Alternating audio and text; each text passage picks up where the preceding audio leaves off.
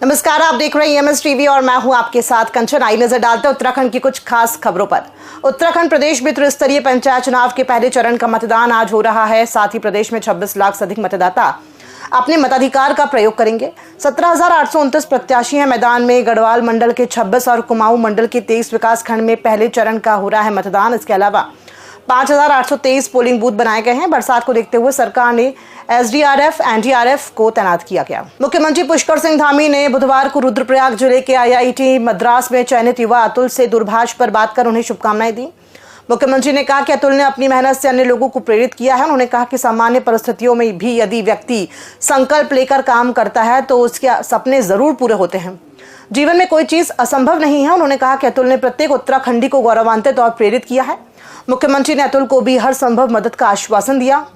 गौरतलब है कि रुद्रप्रयाग जिले के अतुल ने केदारनाथ में घोड़े खच्चर चलाकर अपनी पढ़ाई का खर्च निकाला। इसके साथ ही अपनी मेहनत और संघर्ष की बदौलत उनका IIT मद्रास में चयन हुआ है। हाँ, बहुत बहुत मेरी तरफ से बहुत बधाई हुई, शुभकामनाएं आपको। बहुत अच्छा और है, आपने तो बहुत अच्छा अपनी मेहनत से जो है लोगों को बहुत प्रेरित किया आपने। और कि सामान्य स्थितियों में और सामान्य परिस्थितियों में भी एक व्यक्ति अगर मेहनत करे, परिश्रम करे और संकल्प लेकर जो है काम करे तो कोई चीज़ असंभव नहीं है ना। बहुत हमारे सब उत्तराखंड के लोगों के लिए, अन्य लोगों के लिए आप बहुत प्रेरणा के स्रोत हो। मेरी बहुत शुभकामनाएं और हमेशा हम लोग सब लोग आपके साथ हैं।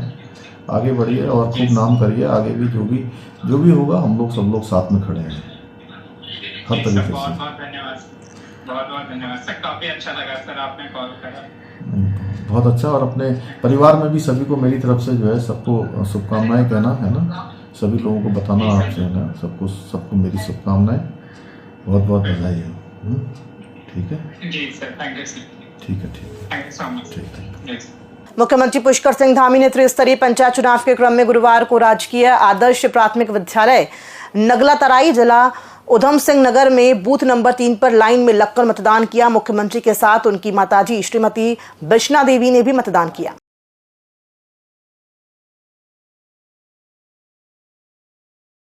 हरिद्वार में कावड़ मेला भले ही संपन्न हो गया हो, लेकिन नगर निगम की असली परीक्षा अब शुरू हुई है।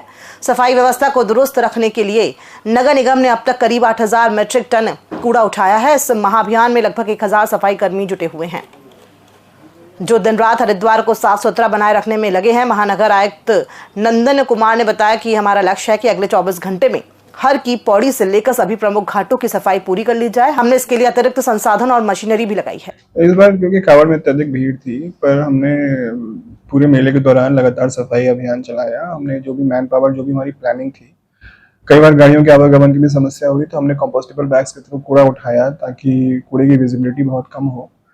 तो उसी क्रम में हमारा क्योंकि लगातार सफाई होता रहा है, तो जब नेक्स्ट स्टेज पे जो प्लानिंग है, क्योंकि 23 को कावड़ एंड हो जाएगा, तो 23 को रात के 9 बजे से हम लोग की प्लानिंग है कि हम वहाँ से स्टार्ट कर देंगे सफाई। फर्स्ट स्टेज में हम रात को जो 23 से स्टार्ट करेंगे, तो 24 को अर्ली मॉर्निंग तक हमारे सारे घाट क्लीन हो जाए, उसके स्पष्ट निर्देश और वो टीम बना दिए गए हैं। उसमें जितनी गाड़ियों की आवश्यकता है वो एज पर डिमांड हमने उसकी व्यवस्था भी कर ली है। जो मैन पावर लगेगा उसकी भी व्यवस्था कर ली है। तो उसके क्रम में जो सारे हमारे घाट हैं हर की पौड़ी के आसपास, सुहास घाट, विष्णु घाट और बाकी जो पंदीप के पास वाले भी जो घाट हैं, उन समस्त घाटों को हमारा लक्ष्य ये है कि 24 को अर्ली मॉर्निंग तक हम उसको क्लीन कर दें। नेक्स्ट स्टेज में, क्योंकि फिर हमारा जो नेक्स्ट स्टेज जो जहाँ पे हमारा मैसिव क्लीननेस ड्राइव चलानी पड़ेगी, वो है बैरागी और पंदीप की पार्किंग्स, और जो हमारा रोडी बेल वाला क्षेत्र, खासकर जो घाट और जहाँ पे हमारा ई रिक्शा की मूवमेंट रहती है उसके बीच में, क्योंकि दुकानें बहुत बन जाती हैं, तो 24 को मॉर्निंग से हम उसको स्टार्ट करेंगे, क्योंकि रात में वो सफाई हो नहीं पाएगी जब तक वो दुकानें शिफ्ट ना हो जाएं। तो वो फिर हमारा यही लक्ष्य है कि 23 की रात से 24 को अर्ली मॉर्निंग तक हमारे घाट साफ हो जाए और 24 को एज सून एज पॉसिबल बाकी क्षेत्र हमारे क्लीन हो जाए। सर, इस बार जैसे कि देख रहे हैं कि कांवड़ी इस बार तादाद बहुत ज़्यादा है, तो ज़्यादा कूड़े होने की संभावना है।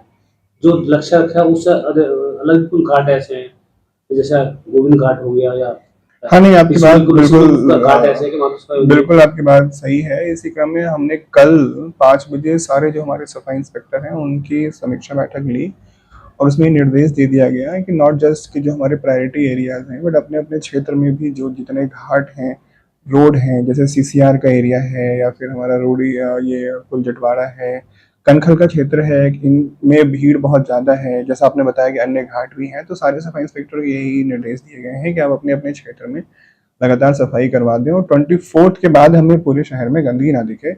अगर किसी को कुछ ज़्यादा रिसोर्स चाहिए होगा तो वो भी हम लोग कर देंगे, बट हमारा लक्ष्य यही है कि 24 को 24 की मॉर्निंग में सारे घाट साफ हो जाए और 24 को बाकी सारे एरिया साफ। हरिद्वार शहर के अंदर जब कावड़ी आते हैं तो हरिद्वार शहर के लोग अलग पावड़े बिछाकर कावड़ियों का इंतजार करते हैं, उनकी सेवा में अपना सर्वस्व देते हैं। वो चाहे पानी हो, चाहे वो शुद्ध ठंडा जल हो, चाहे बड़े बड़े कावड़ मेलों के अंदर जो हमारे यहाँ भंडारे लगाए जाते हैं।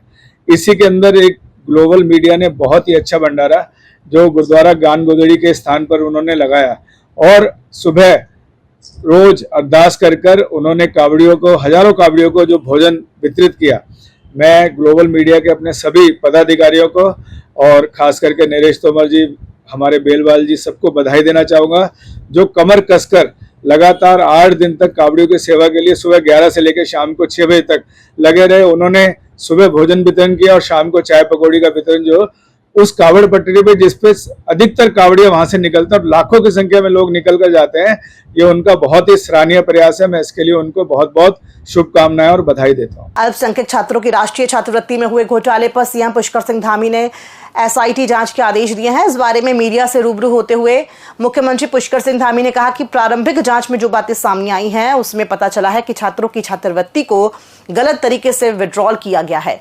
यहां तक कि सरस्वती विद्या मंदिर जैसे संस्थानों को अल्पसंख्यक और अन्य धर्म के तहत दिखाया गया है, जो कभी नहीं हो सकता है। इसलिए इस पर जांच के आदेश दिए गए हैं। शिक्षा के क्षेत्र में इस तरह की छात्रवृत्ति घोटाले को बर्दाश्त नहीं किया जा सकता है। इसमें इतनी सख्त कार्रवाई होगी कि आगे भविष्य में कोई भी इसकी पुनरावृत्ति करने की सोचेगा भी नहीं। कई अन्य स्थानों पर भी जो है लोग रहकर जो छात्रों को मिलने वाली छात्रवृत्ति है उसको गलत तरीके से उन्होंने विड्रॉल किया है और जो संस्थान है नहीं, ऐसे संस्थानों के नाम रख दिए गए हैं। अल्पसंख्यक कल्याण विभाग से संचालित होना उनको दिखाया है और उसमें सरस्वती विद्या मंदिर जैसे नाम कभी हो ही नहीं सकते उसमें। इसलिए जांच हमने अभी प्रस्तावित की है और इसमें जो भी दोषी पाए जाएंगे उनके खिलाफ सख्त कार्रवाई की जाएगी। शिक्षा के क्षेत्र में इस प्रकार की छात्रवृत्तियों में घोटाला होना बहुत गंभीर विषय है और मुझे लगता है कि इसमें इतनी सख्त कार्रवाई होगी कि आगे आने वाले समय में कोई भी इस प्रकार की घटना की पुनरावृत्ति नहीं करेगा, छात्रों का हक नहीं मारेगा। सर, सरकार ने एक फैसला लिया था कि कांवड़ रूट पे उत्तराखंड सरकार ने विगत दिनों जबरन धर्मांतरण को लेकर प्रदेश में एक सशक्त कानून बनाया। बावजूद इसके सरकारी आंकड़ों के मुताबिक वर्ष 2020 से 2022 यानी 3 सालों में धर्मांतरण से जुड़े हुए 11 मामले दर्ज किए गए, जबकि 2023 से जुलाई 2025 तक मात्र 2.5 साल में ही ये आंकड़े तेजी से बढ़े और इनकी संख्या 42 हो गई, जो पिछले 3 वर्षों की तुलना में लगभग 4 गुना ज्यादा है। ऐसे में कांग्रेस ने भी सवाल उठाने खड़े कर दिए हैं कि जब प्रदेश में सशक्त धर्मांतरण कानून लागू है तो इन मामलों की संख्या में इतना इजाफा कैसे हो रहा है?